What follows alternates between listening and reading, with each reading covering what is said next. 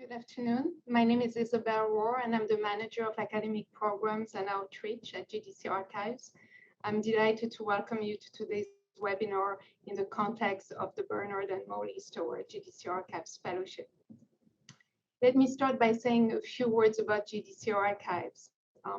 JDC Archives holds the records of JDC since its creation about 107 years ago, and as such, it is one of the most important repositories for the study of modern Jewish history. Researchers from around the world, as well as filmmakers, journalists, curators, use our collections for their research. We also offer fellowships to enable scholars to conduct research in our archives. And today's webinar is organized in the context of one of these fellowships, the Bernard and Molly Stower JDC Archives Fellowship. This fellowship was established in 2019 with a generous gift from Dr. Sorrell and Lauren Chessin to honor the grandparents of Sorrell Chessin. Sorrell and Lauren Chessin are supporters of JDC who have deep roots in the field of higher education and a long-term commitment to academic research and scholarship. And I would like to extend our thanks to Sorrell and to Lauren Chessin for endowing this fellowship. Our speaker today, Dr. Sandra Gruner-Domic, was awarded the Bernard and Molly Stower JDC Archives Fellowship for 2021. Dr. Gruner-Domic is a sociocultural anthropologist and an independent researcher. She will be a Fulbright foreign scholar to Bolivia for the next academic year, 2022-2023. She worked recently at the University of Southern California Shoah Foundation. She also taught at USC as well as at the California State University in Long Beach. One of her most recent publications is Interweaving Memories and Identities of Displacement, Jewish Refugees in Bolivia, and this will be published in Patterns of Prejudice special issue, Holocaust Refugees in the Colonial World, and this is forthcoming. Dr. Gruner-Domic's ongoing research project are narratives of Guatemalan genocide survivors and Holocaust survivors' migration to Bolivia. The title of her lecture today is Bolivia, a Forgotten Refuge During the Holocaust, Jewish Immigration, 1937-1941. The format of our lecture is that Dr. Gruner-Domic will speak for about 45 minutes. This will be followed by 15 minutes of Q&A. Please note that your microphones are muted and send us questions via the Q&A function. And you can send us questions at any time during the lecture. Dr. Sandra Gruner-Domic will now start her lecture. Thank you. Good morning for some, good afternoon for everyone. Thank you for being here today. I would like to start with some thank you notes. Thank you. I would like to say thank you for the JDC Archive for the opportunity. And a special thanks, of course, to Isabel Rowe and Jeffrey Edelstein for helping me in the research of the archive. Also, thank you, Abra, for the technical support today, and to all other archivists I don't know by name. I definitely would like to give a special thanks to the Bernard and Molly Stower Fellowship that made this research on Bolivia possible. I would like to start this presentation today sharing my screen.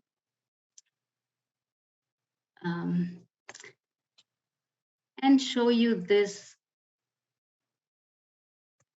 picture.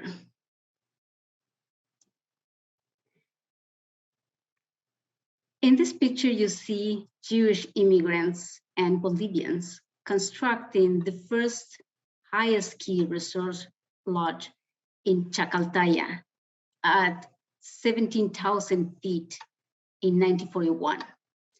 Fred Handel, an Austrian immigrant, described this experience as member of the Ski and Mountain Climbing Association. as well as participating in a rescue mission of Nazi German climbers. Bolivian experience with the Holocaust is barely known. Occasionally, is known for being a refuge for Nazi or criminals rather than a refugee for Jewish persecuted people. Though Bolivia received the surprising number of approximately 20,000 Jewish immigrants and was the last country providing visas besides Shanghai. Because of these facts, I called the title of my presentation today, Bolivia, the Forgotten Refuge During the Holocaust. When in 2004, Chaim Avni made the call in the Yad Vashem Encyclopedia of the Holocaust to consider a global approach on Holocaust by also looking at regional and chronological aspects. This resonated with some historians. Professor Avni himself wrote some work on Jewish migration to Argentina and a short and really well-researched article comparing Bolivia and Peru, knowing that there was under-research. But there are two historians that dedicated their research on Bolivia. Both have personal connections to this topic since they were not only born in Bolivia, but as children of refugees who migrated to Bolivia, they have lived this experience as well. As you see here, one is Professor Leo Spitzer. He published his book in 1998, even before the call of Professor Avni. And many of you may know already this book, Hotel Bolivia. This book is on the Bolivian experience, mapping and mentioning for the first time Bolivia as a destination country, also as a transit. He ventures on the memories of those that found refuge in Bolivia, and finally is now published in Spanish as well. Professor Leon Beaver is the other historian who devoted his research on the migration of Jewish refugees. His book, The Jewish Presence in Bolivia, details and documents the circumstances of the arrival and the process of integration, describing how immigrants inserted in Bolivian society. Professor Beaver has also published many other articles and booklets on the Jewish personalities in Bolivia as well. As migration scholar, I realized also that this chapter of Bolivian history is also not really well known in research in Bolivia itself. So I would like to start today my presentation by giving a bit of the historical context and the possible motivations for why Bolivia kept its doors open during those panic immigration years, in contrast with most neighboring Latin American countries. Second, I would like to continue with an example or two that reflect the stories of two early arriving immigrants, refugees in Bolivia, by using the special case of some refugees who went to Czechoslovakia, but they were denied refugee help to survive and or make a living there, and found their way to Bolivia. So how did it become possible that so many refugees found a safe haven in a remote and little-known country? Bolivia was considered poorly developed, and just overcoming a war was globally regarded as unfit for migration, at least for the years between 1935 and 37. When the High Commissioner for Refugees, James MacDonald, traveled between March and May in 1935 to Latin America, trying to convince these countries to give asylum to persecuted people of the Nazi regime. In his itinerary, the only country excluded was Bolivia. Certainly, it's really difficult to imagine that 2 years later, Bolivia will start giving visas and accept almost 20,000 Jewish immigrants. Actually, the largest number of refugees in Latin America at that time. What motivated, the question here is to think about what motivated Bolivia at that historical moment to engage in migration. I can give you maybe a very short statement and answer. On the one side was to counter its population loss after the war with Paraguay. And on the other hand was also to restrain the exodus of workforce leaving for neighboring countries, to Argentina, Peru, and Chile. Promoting migration for Bolivia was to increase the population loss that they have. They have only 3 million inhabitants at that time, and 60,000 were lost during the wars. So that's the dimensions we're handling here. But let me explain also this by giving you a little bit of the briefly historical background of the time. The Chaco War in 1932 and 35 with Paraguay caused economic and political crisis followed by recession.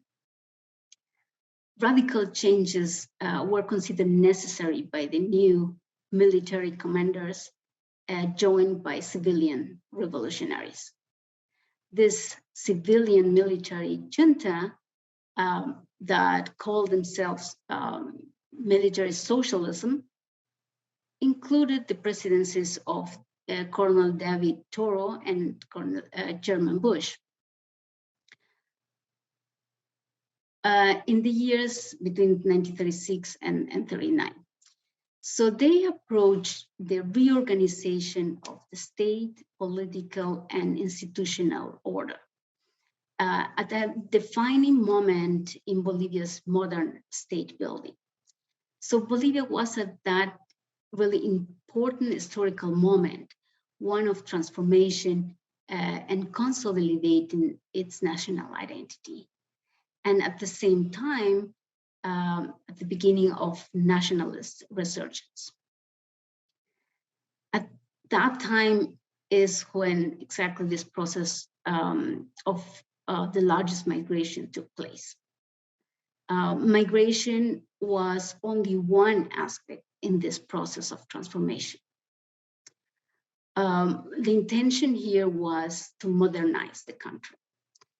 And Bolivia had that tribe already before, since beginning of the 20th century, promoted migration, but failed. The idea to populate the country was nothing new. And at the same time, Bolivia was trying to emulate Argentina and Chile with a large European migration as part of their national project. We have to understand here that behind this rhetoric of populate Bolivia stood the notion to improve the race and civilize, following racist concepts and eugenic ideas of whitening. What became particular for this process was the moment in time when ongoing in global changes in Europe, and more precisely in Germany, there was consolidating fascism. Let's get back to Bolivia itself. One of the first measures in Bolivia was done in January 1937, when President Toro allowed with a decree the free entrance of foreigners again that was suspended during the war. In July and August, already issue first ministerial communiques informing in making the call of healthy men to colonize the eastern regions. And at the end of the same year, Bolivia signed the first agreement on migration with the Republic of Poland. This resulted in the resettlement of 250 families in the following year. So let's move now a little bit now to Europe. In the year 1937, was considered the turning point for Jewish life in Germany. After confronting Aryanization and the expropriation of their properties, German Jews faced the unravel of their economic life. The year 1938 began with a massive exodus. To give you an idea, only 19% of the remaining population was under 25 years old. So most youth was gone. Most of the European countries started to close their doors to this wave of migration, and also threatening to deport them back, especially after the annexation of Austria and the Sudeten territories. So 1938 and 1939 are considered the panic migration years.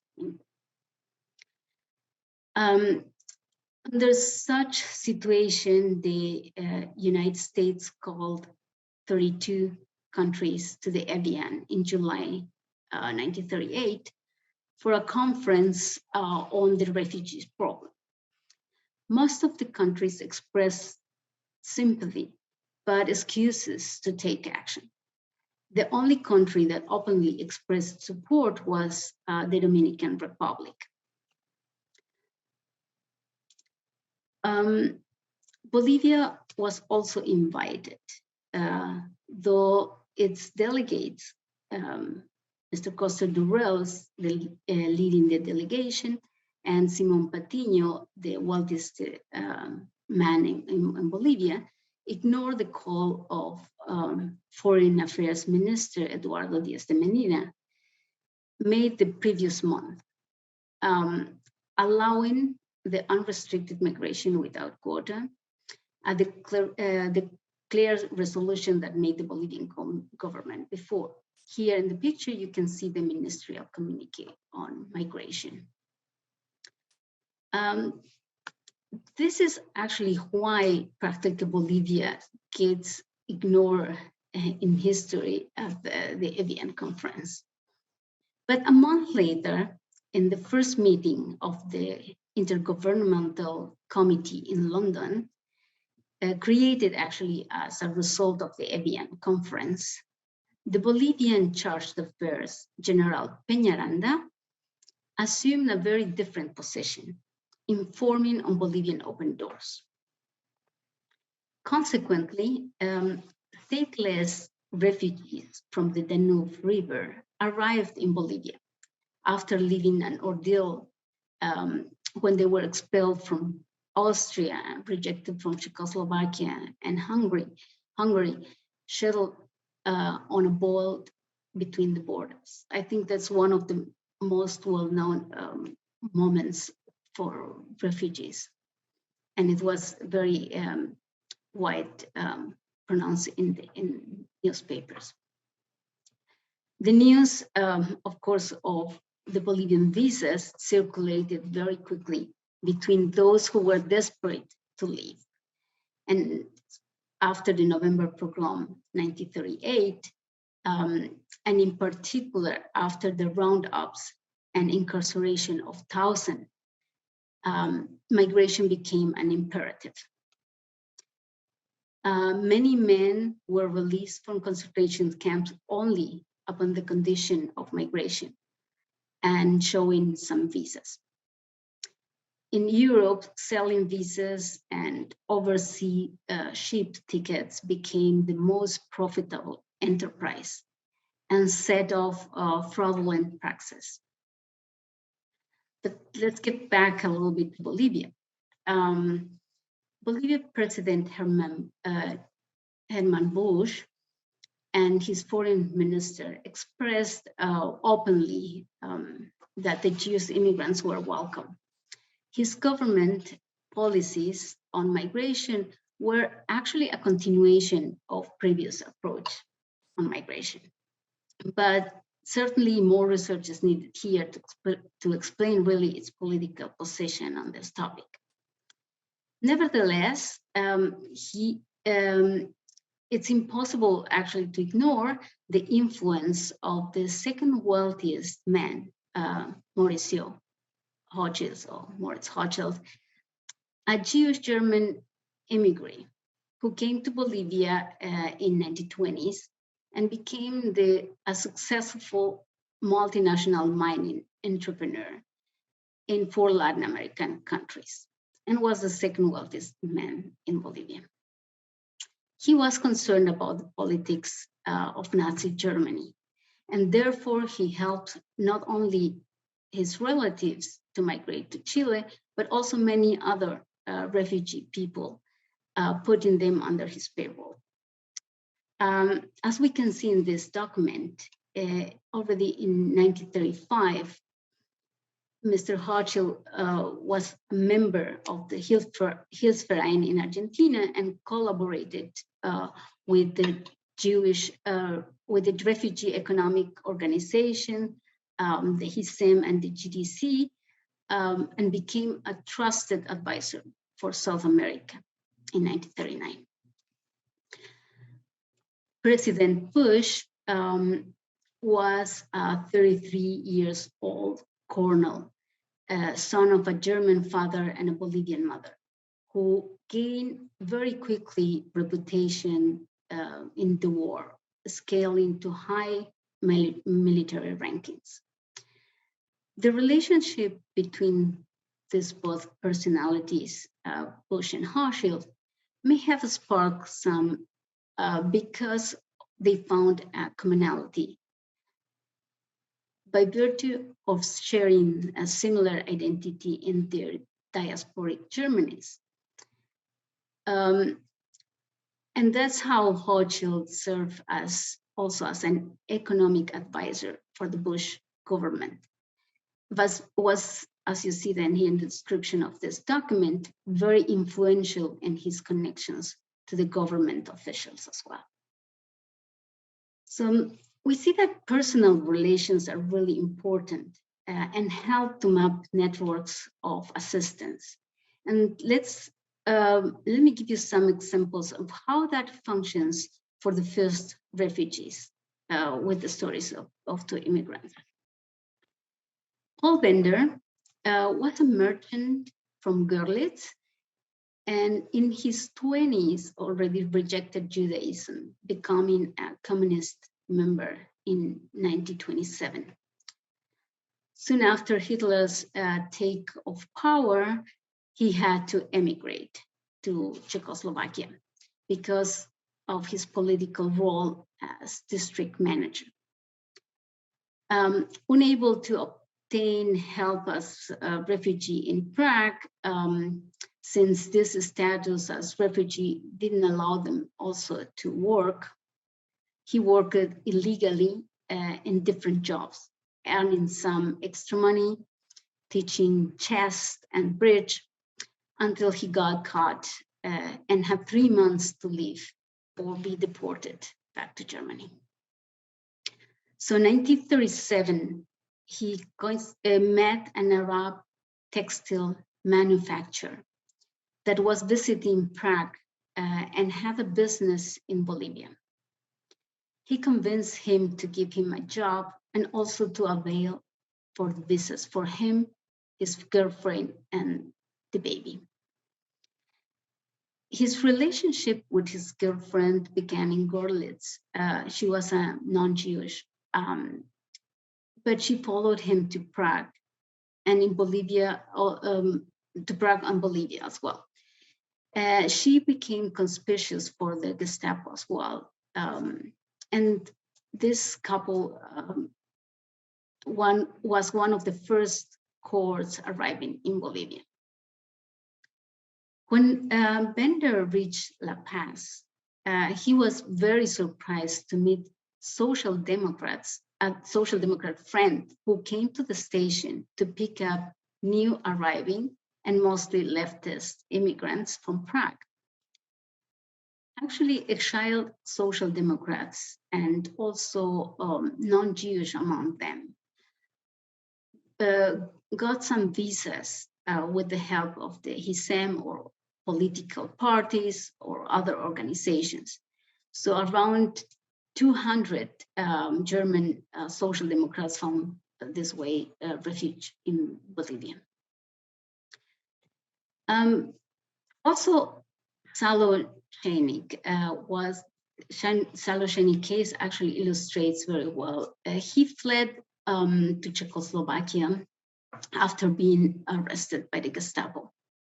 He was condemned to 18-month prison for illegal activities and treason in Saxony, Germany. He was distributing flyers for the socialist worker parties, and that happens in 1935 and 36. Mr. Schenik was born in Germany, but was stateless. He crossed the border illegally after he got out of prison in March 1937. But unfortunately, only to find out that it was impossible to stay in Prague and that an immigration to Palestine was hopeless. Only some weeks after living in the HISEM shelters, Salo learned about the migration opportunities to Bolivia from another immigrant or from another refugee. He was also in a secret relationship with a Gentile woman.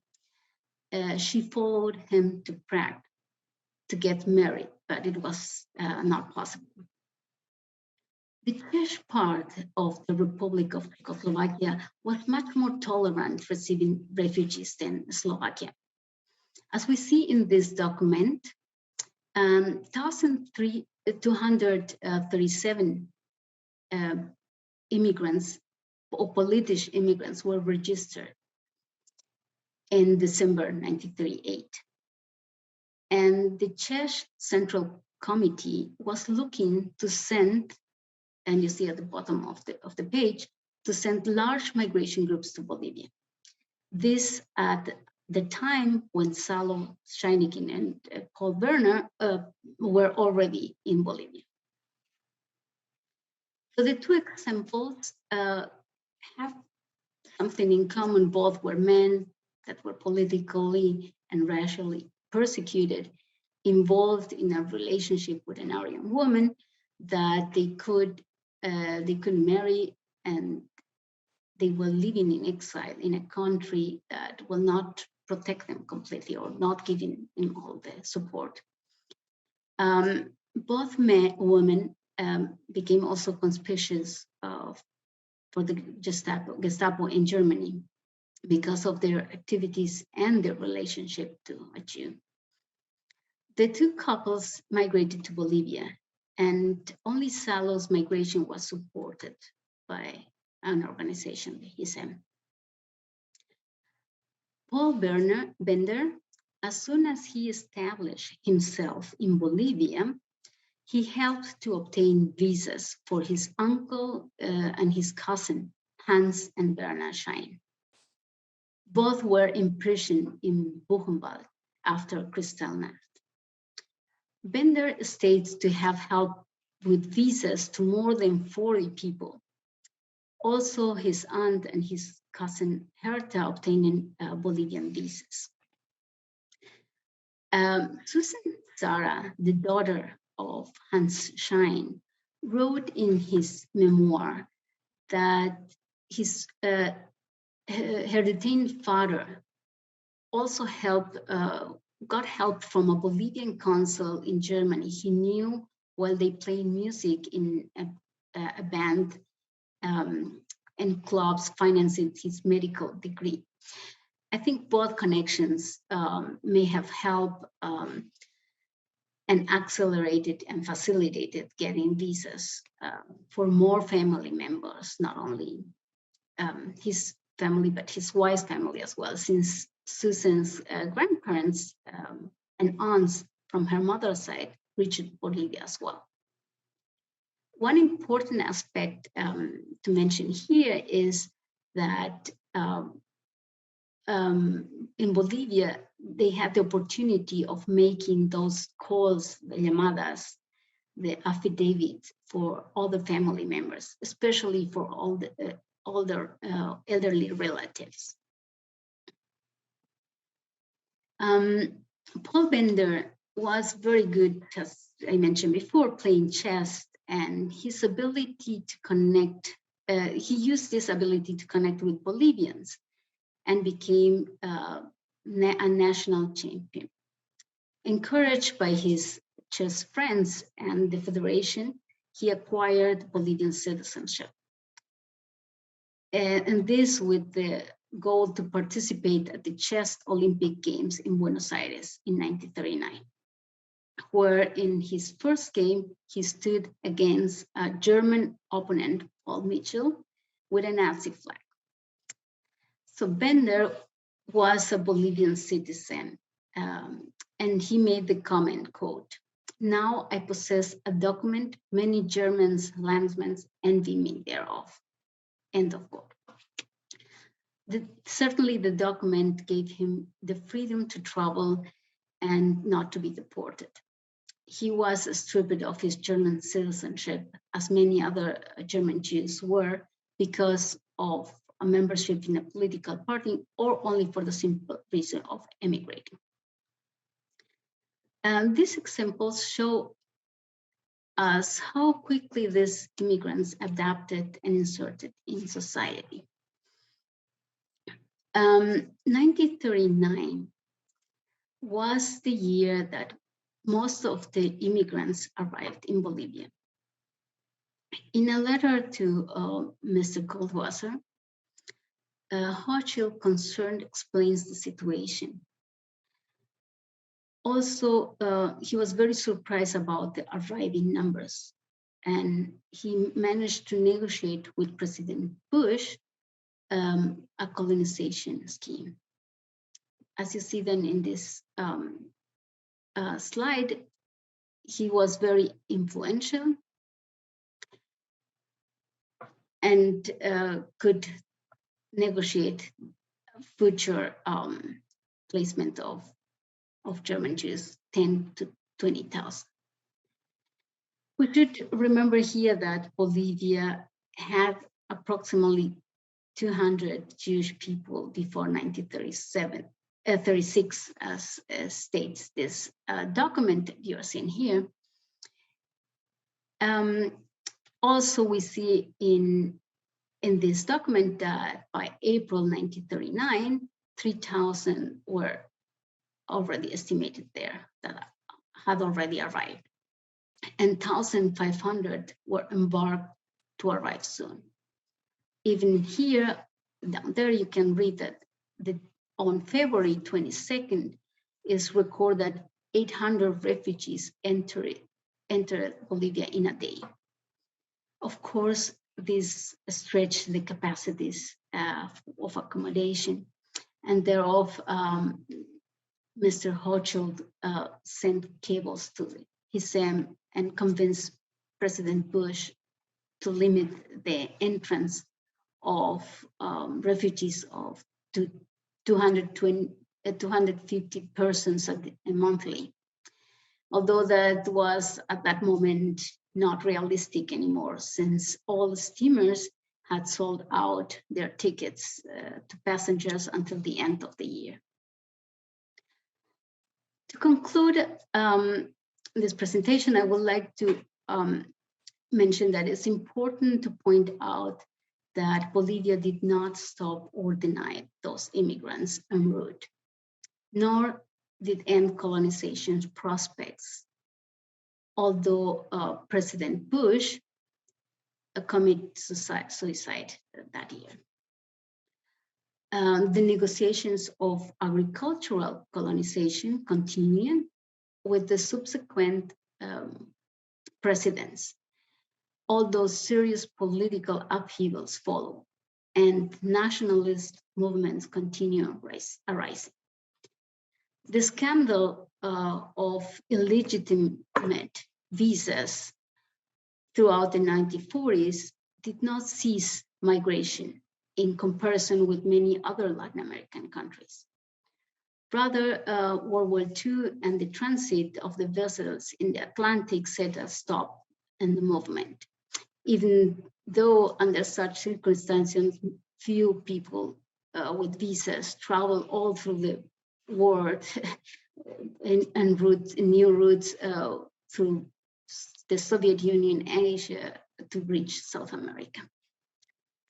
In 1943, the JDC continued negotiations with Bolivia for settlements, envisioning that after the war, a continuation of migration of displaced people will take place, which it certainly did happen.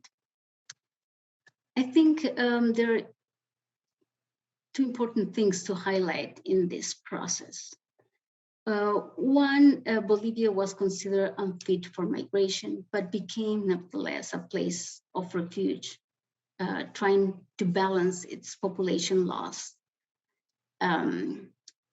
accepting several thousand people. Regardless of the exact number of how many immigrants at the end came to Bolivia and the changing political upheavals, Bolivia kept migration open. Besides its condition, and second, besides its condition of hemispheric disadvantage, Bolivian elites believe on mass colonization as a form of development. And the government in turn, at that time Bush, acted with a political open-minded stance towards Jewish migration, in contrast to its neighbors.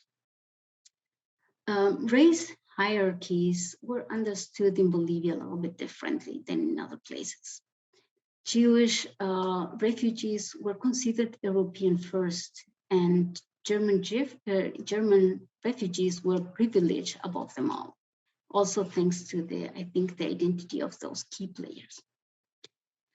Let me share the last slide and tell you what I learned with this kind of research.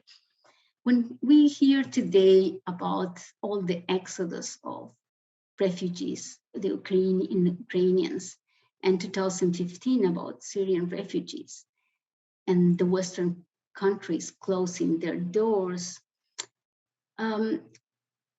as we see then here in this Amnesty International map, one should think of the barely mentioned countries that are willing to accept and absorb large amounts of refugees beyond its capacity and are completely ignored in the news. I think that helps us to set things in a different perspective. I would like to conclude my presentation with that, and thank you very much for being here.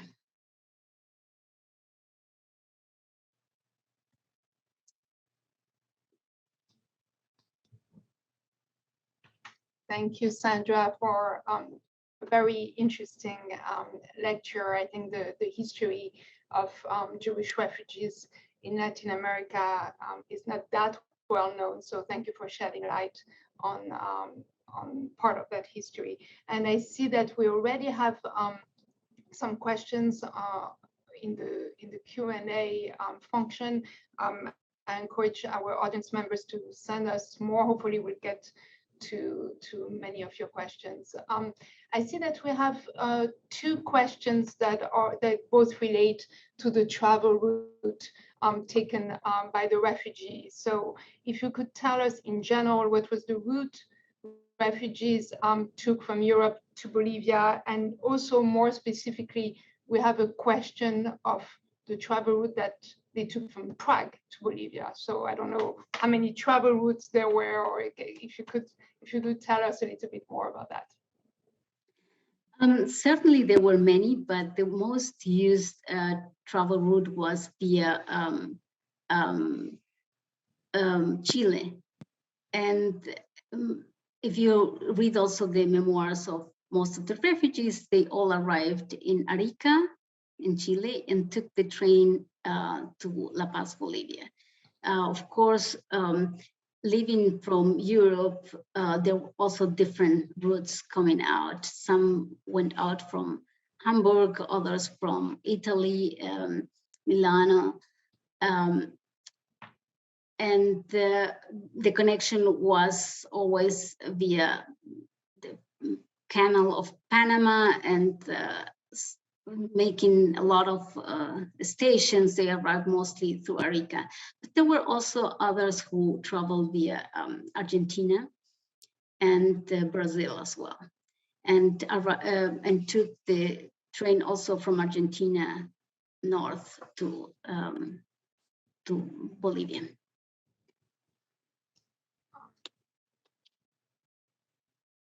Can you say more about the Bolivian government's attitude towards Jewish leftist immigrants, especially like Communist Party members, as well as Hochschild's attitude towards Jewish leftists? Hochschild's attitude towards leftists? Yes. Okay. That's a big question, and one that I think definitely needs more research. I think in general, the attitude of these governments, as I explained, Bolivia was a moment of transition where they did not themselves understood, they wanted some revolutionary change and called themselves socialist at the time when everyone was also approaching this change of socialism, which it wasn't something that at that time we can say it was completely left or right, as we see then with the National Socialist movement that became fascist in Europe. So I would say for Bolivia in itself, it's difficult at that moment also to define who was what exactly, because also during this during this military socialism, also the leaders transformed themselves in different directions. But definitely there was an openness and no restriction as compared to, for example, other Latin American countries. They were not against leftists directly. Definitely, there always has been a stereotype of communists, that communists they were not precisely well received. In the case of Paul Bender, for example, he was a communist, but he never expressed that really openly. He was much mingled between social democrats, as were other communists that arrived from Italy as well. So there was, as we can say, a certain opening to that. The precisely position of Hochschild, I don't know exactly. I am hoping that new two historians are now publishing a book about Hochschild itself and will maybe address this question more precisely. Inside the Jewish community, there were, of course, certain distance of political representation towards more leftist or communist. But I think there was a similar animosities of regional preferences as well as for East Jews or as Yiddish speaking, again, in contrast with German speaking, for example, Jewish. So actually, we have a question related to that comment you make. Someone wrote that Hochschild distinguished problems of German Jews from Ostjuden, and he says the person writes, while the process of disenfranchisement of Jews in Germany was underway, to what problems of Eastern Jews was he referring to? Poverty or state discrimination? Actually, it's often known also in some of the letters at the JDC. I could find some of the expressions that Hochschild was not precisely attuned of promoting the migration of Eastern European Jews in contrast to German Jewish refugees. And he based also, I think, his lobbyism in this direction. Definitely those stereotypes are stereotypes that were also internalized in Europe in general in the Jewish community as well. So it only were transported to Latin America the same way. Those are animosities that base more in, as I said, in things of stereotypes, trying to more target the all tropes, not necessarily in direction to sometimes also combined with politics as well. But I think that there were generalizations made, and it created also some tensions in the community as well in Bolivia, when also some Eastern European Jews were trying to enforce some colonization projects, were pushed back from Hochschild because he thought we have to do the right way and in an organized way and to make that all work properly or in a good manner, which also based on stereotypes only as well, as we see. Oh, I see. I see we have a comment here from a historian who wrote about Hochschild. He writes, Sandra mentioned Hochschild was the ultimate capitalist, but he did not mention or make distinction between ideologies when it came to rescuing people. He did differentiate, however, between Ostjuden and German Jews in Bolivia. There was even an anti-fascist newspaper, Rundschau von Illimani, run by Social Democrats and Communists. So this is yes, that's correct. Don't always read comments, but this one seemed to just fit the discussion. Exactly. And I see that we have another question about Hochschild, which he seems to be a figure inspiring people. What was the role of Ambassador Benjamin Cohen of Chile? Was he involved with Hochschild in the migration effort? Is this, I don't know if this is something you have researched. I think it's a question more about Chile itself. I don't know exactly the role of Ambassador Benjamin, and I'm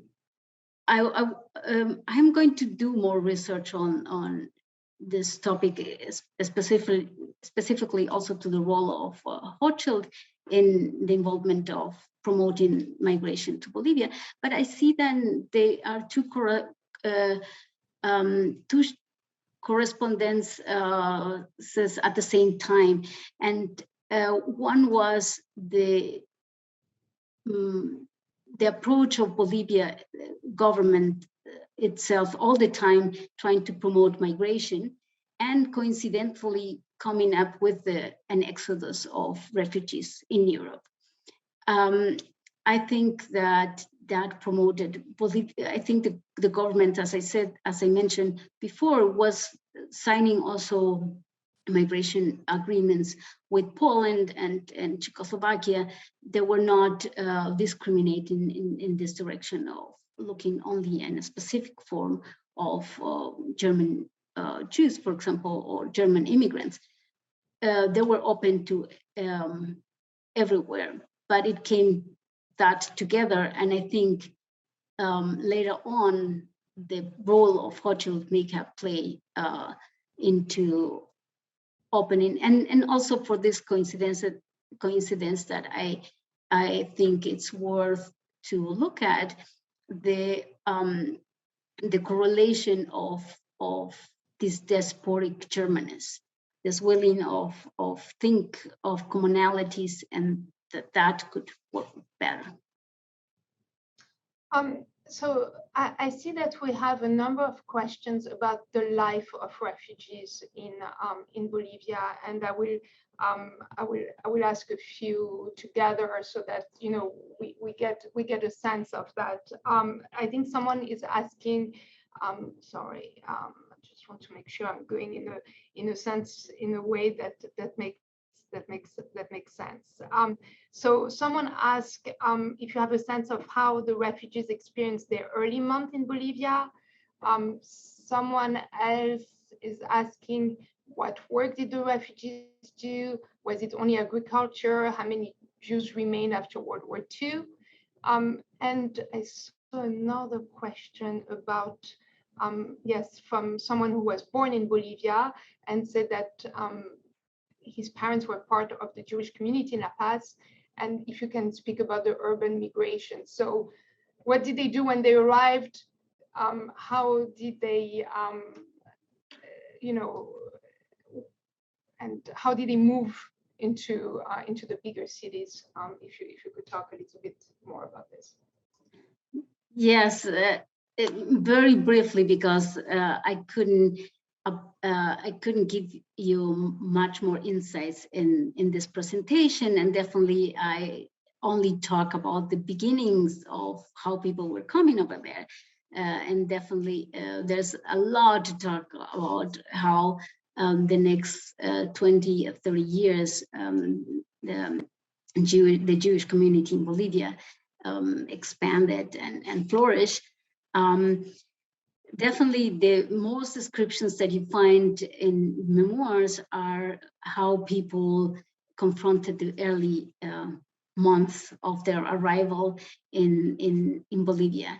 That was for many of them a completely strange and different place that I definitely will assure that many of them did not know exactly how it looked like, how different it was, and what we're going to expect. There are many descriptions of how underdeveloped, how primitive Bolivia looked like, and therefore people tried to stay in the larger cities, and especially La Paz. But definitely La Paz was also not at the moment to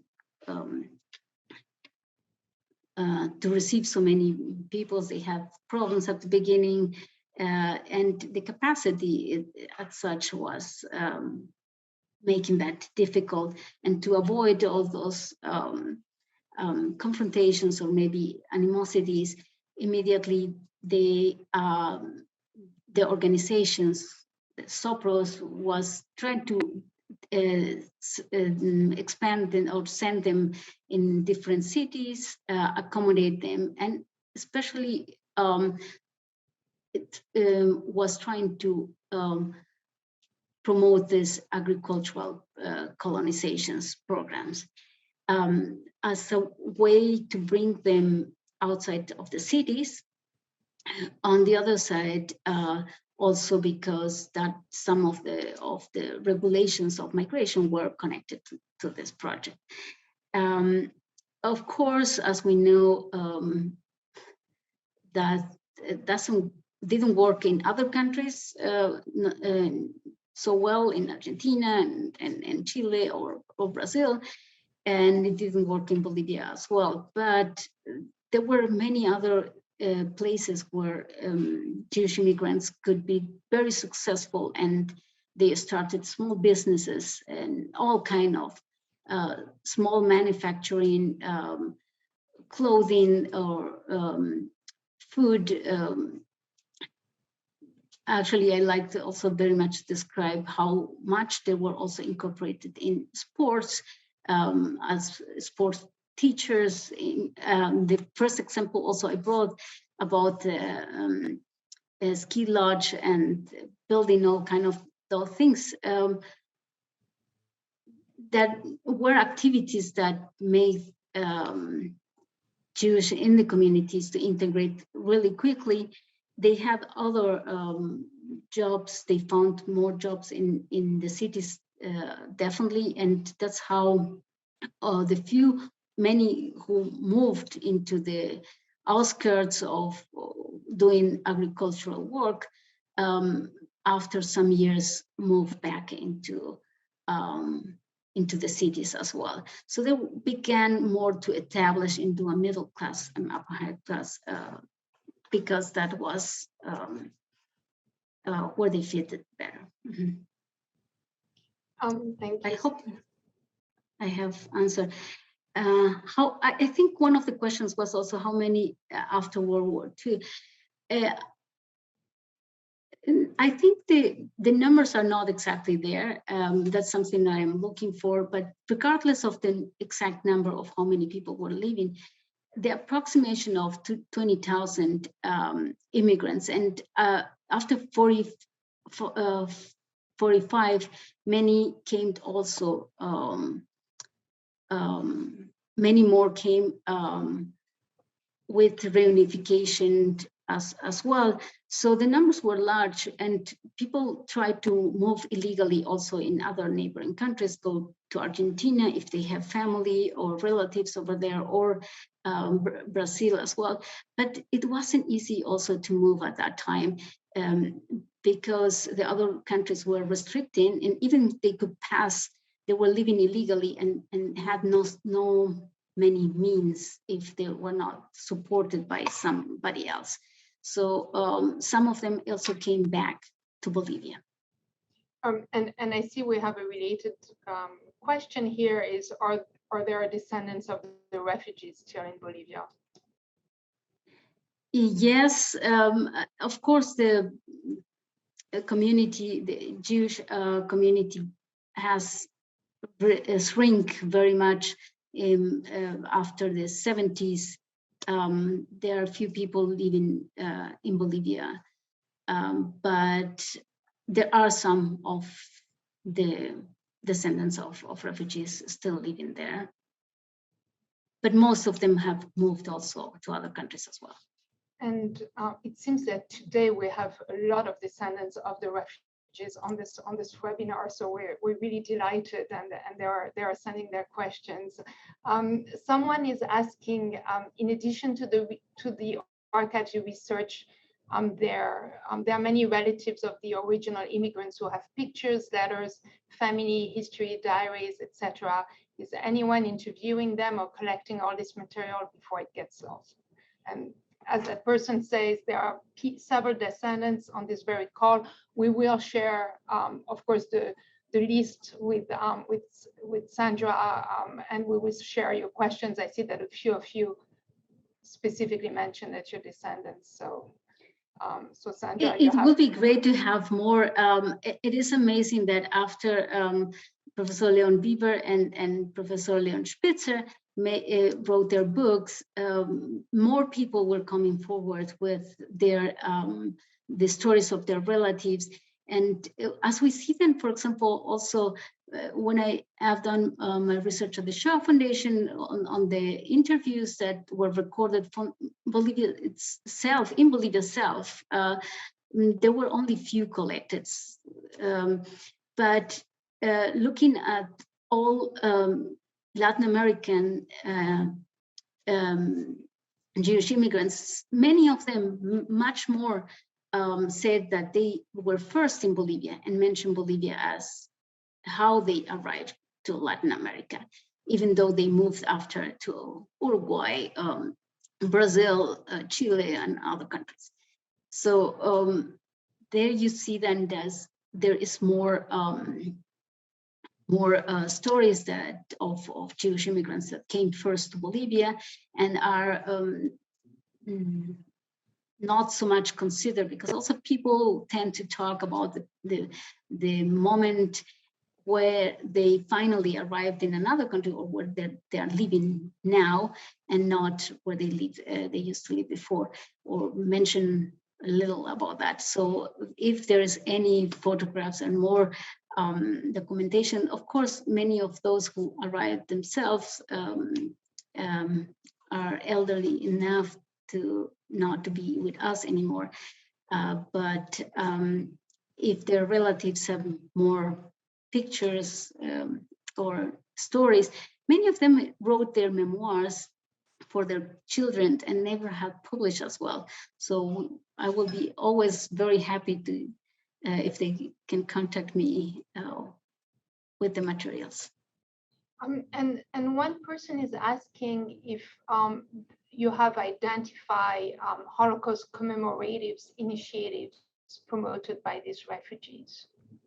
Oh yes, there were immediately in Bolivia. There were commemorations just after the war in the Bolivian cemetery, and they built an entire monument, and the Bolivian government also supported that. Of course, also there were commemoration of those who were lost in the Holocaust, but later on also other form of relations with Zionist movements made that somehow in Bolivia closer relations to Israel also started to become an issue. And we also have a few questions about the attitude of the local population towards the refugees. So what was the relationship of the local population towards incoming Europeans? Was there any anti-Semitism growing? And another question is, related to that one, what was the underlying racial attitudes towards immigrant Jews in Bolivia? Were they considered white? Were they considered desirable immigrants because coming from Europe? And how does Jewish immigration compare to Asian immigration to Bolivia? Well, I guess it's different period probably, but yeah. Yeah. Yes, and it's very difficult to generalize and say, oh, the entire population did this and that. Not at all. It definitely, in the memoirs, what you can read is that people felt really welcome, that there were anti-Semitism, definitely, and it was mostly promoted by this nationalist movement that I mentioned in the talk. Bolivia was at this resurgence of finding its own identity and finding how to protect themselves, because there was a certain, as we see in all those nationalist movements, always a chauvinist moment when people think that we have to protect ourselves from all outside influences. But that was also very related also to a lot of the foreign entrepreneurs coming with a lot of money and extracting minerals. It was not related directly to the more to the people who are coming and have no means.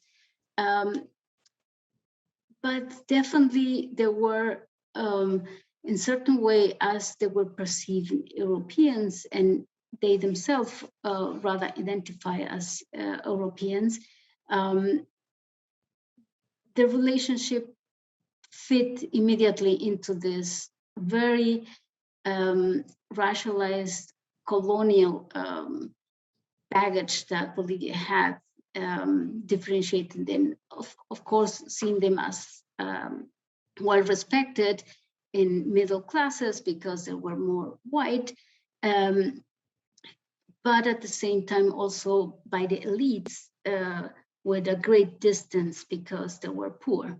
So, for example, I like to mention also the quote from Leon Bieber, that he said also the white elites resented the Jewish immigrants because they were taking jobs as butchers, mechanics, etc., that were completely a no-no for a white population.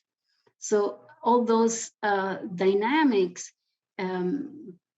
you can find in the different relations. Some adapted immediately to the situation. Also, you read in some of the memoirs from the immigrants itself that they make fun of some of their own immigrants because they went to the very poor coffee shop dressed in extremely appearance of old Viennese traditions or something like that. It is always a dynamic where I think in everyday life situations, those descriptions give you the best impression about how people related to it. And it's no way to generalize that they were all anti-Semitic or they were all completely accepted because they were considered more European. And there's also a question about the Jews who were already in Bolivia prior to this wave of immigration. And the question is whether those Jews who were already in Bolivia offer any help to the new immigrants. You know, the immigrants or the foreigners in Bolivia before 36, that was such a small, really small part of the population. And most of them, we had a large German colony, influential, actually a small colony, but a very influential one. But Jewish immigrants, for example, most, I don't know exactly, I think I have to look more what is there, but as far as I know, there were a lot of Sephardic, and somehow in Bolivia, the general term to consider them, and some immigrant says also in one of the interviews that it was almost impossible to see then the Jewish immigrants would differentiate from the Arab immigrants. There were a kind of a dynamic because of the economic connections that they have in their businesses, but also they were seen as the Arabs. Well, thank you. We have a few questions that haven't been answered, but we will share them with you, Sandra, and hopefully you can get back to some of those people. So thank you to you for a really informative webinar, and thank you to our audience members for listening and for asking such good questions. The next JDC Archives program will take place on June 13, and it's on a somewhat related topic. Dr. Lorena Cardona Gonzalez will give a lecture on Jewish refugees from Nazism in Colombia. You can sign up for this program via our Facebook page. It will be there in a few weeks, and invitations will be sent on May 23. We hope that many of you will be able to join us, and also please sign up for our e-newsletter. if you'd like to be added to our mailing list for our upcoming programs. Thank you all. Thank you very much for attending.